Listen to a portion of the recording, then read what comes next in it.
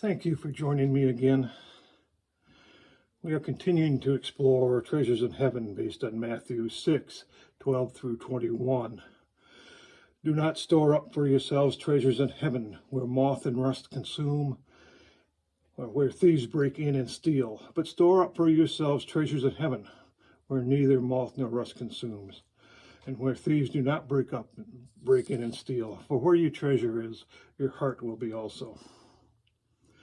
We have looked at our treasures on earth, both tangible and intangible, and how we look at them as gifts from God, our manna, meant to be used when given.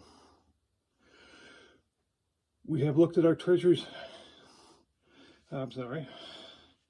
we have considered how to store up treasures in heaven, selling our stuff and giving it to the poor, acting on our desire to follow Jesus from Matthew 19:21. I shared among the community in Colossae, shared intimate relationship with God from Colossians 2:1 through 3.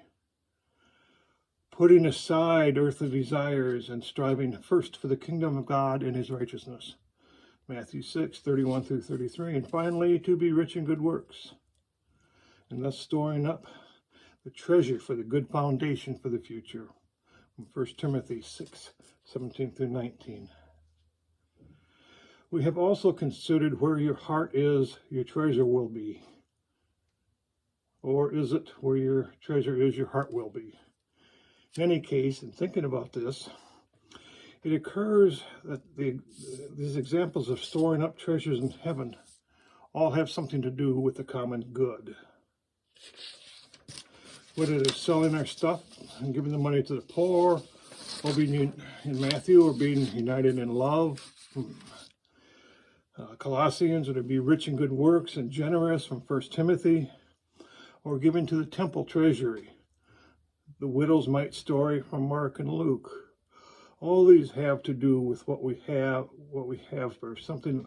All these have to do with using what we have for something larger than ourselves.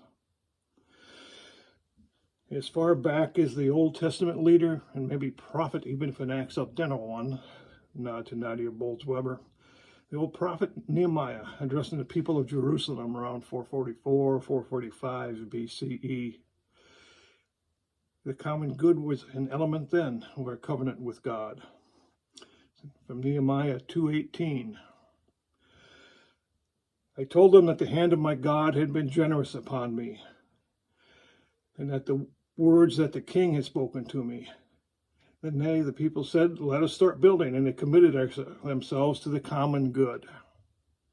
The context was Nehemiah had entered Jerusalem and found the walls and gates in disrepair. So he rallied the community to work for the common good.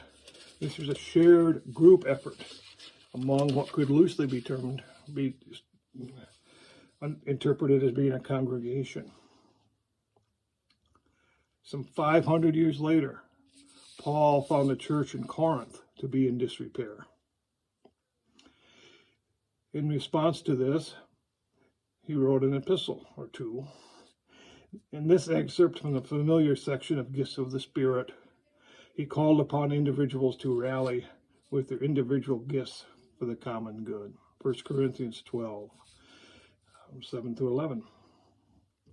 To each is given the manifestation of the Spirit for the common good. To one is given the Spirit, given through the Spirit the utterance of wisdom, to another the utterance of knowledge, according to the same Spirit, and to another faith by the same Spirit, and to another gifts of healing by the one Spirit, and to another working of miracles, to another prophecy, to another discernment of spirits, to another various kinds of tongues, to another the interpretation of tongues. All these are activated by the one and same Spirit, who allots to each one of us individually as the Spirit chooses. We all have these manifestations of the Spirit to be used for the common good. Perhaps some are less prophetic than others, nonetheless all are intended for the common good. We are called individually and collectively to use our gifts for the common good, thereby storing up our treasures in heaven.